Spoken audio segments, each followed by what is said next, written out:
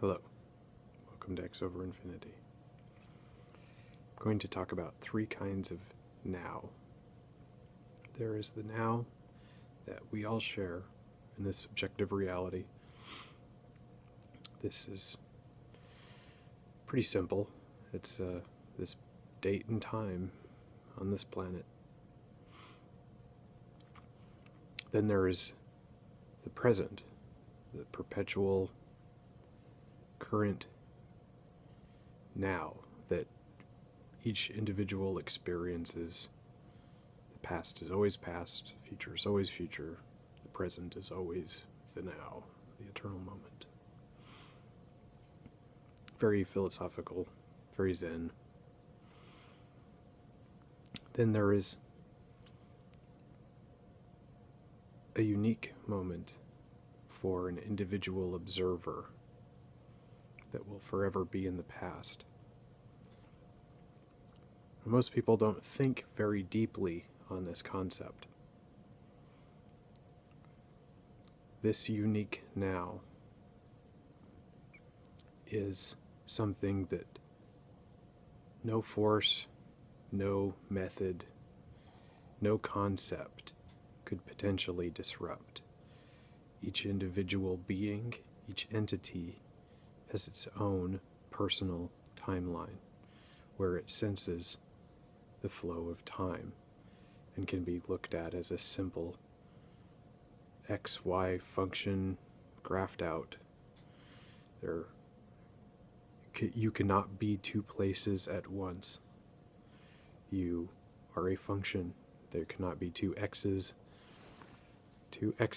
on any given Y. So there cannot be two lines. It's a function in mathematics, like a heart rate monitor. So, you are a function of nows. So,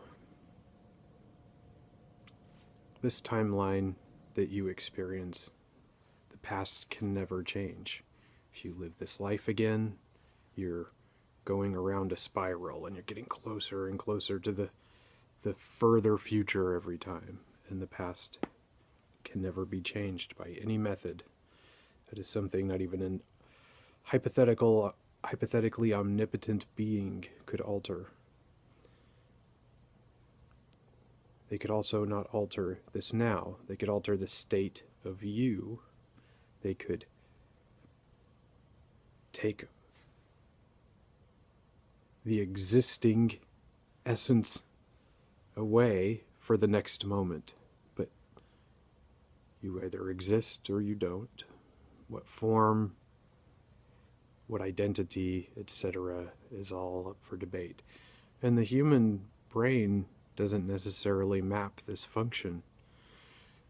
Hypothetically, you could be you now, and then in the next second or hour or whatever, you could be a dinosaur in an alternate reality, whatever. But the human brain doesn't necessarily map this out. There's memory function of where you think you were a second ago, where you remember being what you feel like as a human is a second ago. But the past and present of this function are simply yours. This now, this unique moment, is one random moment in all of eternity for an individual observer. So, this is the foundation. That is the random element in the test, the eternal test. That's what I call it, because it's not actually a proof. The X over infinity, it's not actually a proof of anything. You cannot apply it objectively. You cannot repeat evidential procedures of test and result. You just can't. prove anything by saying words and then having that cause a reality to exist. And you can't test the reality with this. It's a valid argument within what's called a solipsistic, or am I saying that wrong? Solipsistic point of view. It's a framework in philosophy that basically says, cogito ergo sum, I think therefore I am.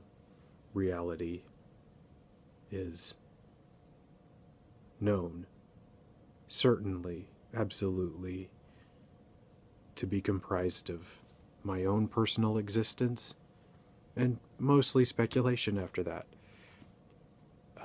The objective world is illusory, and we are delusional to accept it at face value.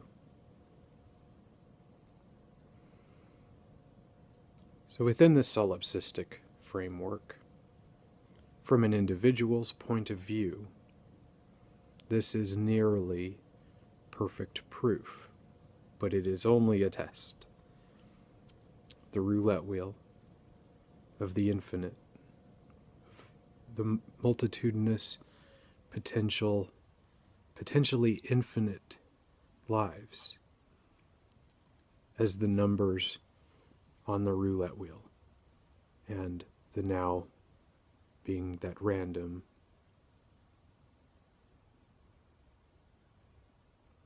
little ball that goes around and around and around.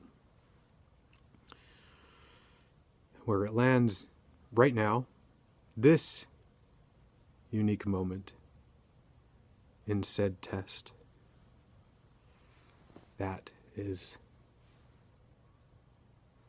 where you look at. And a human being doing this objectively, like I said, it doesn't prove anything, because that's measuring our shared now.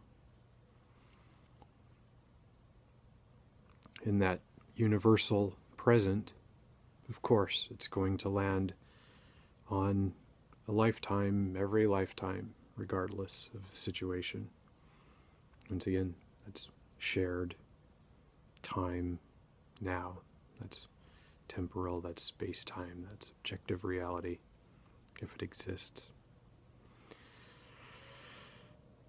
But this now, this unique moment, is where we test. That is the point of this proof that is not a proof, that is a proof, solipsistically. So, yeah, that's about it.